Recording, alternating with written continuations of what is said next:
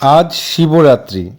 সারা দেশের সাথে নদিয়ার কৃষ্ণগঞ্জের শিবনিবাসে নেমেছে ভক্তদের ঢল।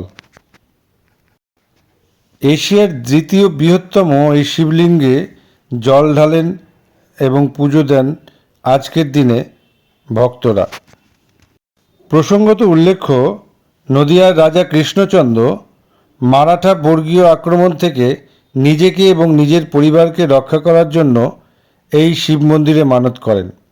তিনি যদি যুদ্ধে জয়লাভ করেন তবে তিনি উপবাস থেকে শিবনিবাসের শিবরাত্রি ব্রত পালন করবেন। পরবর্তীতে রাজা কৃষ্ণচন্দ্র মারাঠা দস্যুর সঙ্গে যুদ্ধে জয়ী হলে তিনি তার মনস্কামনা পূর্ণ হওয়ার জন্য নির্জলা উপবাস থেকে শিবরাত্রিতে শিবনিবাসে জল ঢালেন এবং পুজো দেন, এবং সেই থেকেই এই শিবনিবাসে শিবরাত্রি পুজো চালু হয়। আজ শিবরাত্রির দিনেও এই চিত্রের কোনো ব্যতিক্রম দেখা গেল না। সকাল থেকেই লাইন দিয়ে দেখা গেল ভক্তদের ঢল নেমেছে এশিয়ার এই দ্বিতীয় বৃহত্তম শিবলিঙ্গে জল ঢালার জন্য, এবং তাদের মনস্কামনা পূরণের উদ্দেশ্যে দূর দূরান্ত থেকে বহু ভক্তের সমাগম হয়েছে মন্দির চত্বরে। প্রশাসনের ভূমিকাও যথেষ্ট চোখে পড়ার মতো।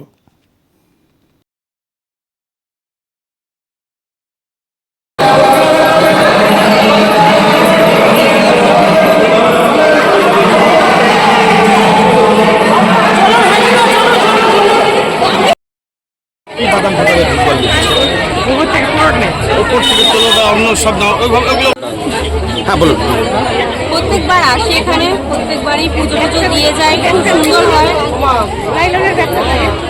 তো সুন্দর হয় পুজো দেওয়া। এখন তো লাইন পড়েছে বলে তাই, নাহলে সুন্দর করে বসে পুজো দেওয়া যায়, ভালো হয়। এইবার কি প্রথম আসলেন? না না, এই নিয়ে দুবার আসে, এর আগে একবার এসেছি। এখানেই কেন আসছেন? আমাদের টেনেছে, আমরা এসেছি। তো এখানকার সব থেকে বড় শিব মন্দির এটা, তো শিব ঠাকুরটা বড়, তো তার জন্য আরো আসে। আপনার নাম? বিয়ামন। কোথেকে আসছেন? দুগুলি।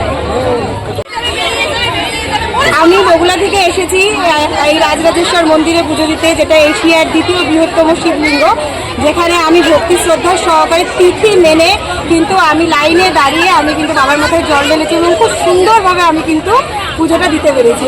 খুব খুশি যে আমি আজকের দিনে ভোলা মহেশ্বর দর্শন পেয়েছি। আপনার নাম? আমার নাম সুচিস্মিতা সরকার।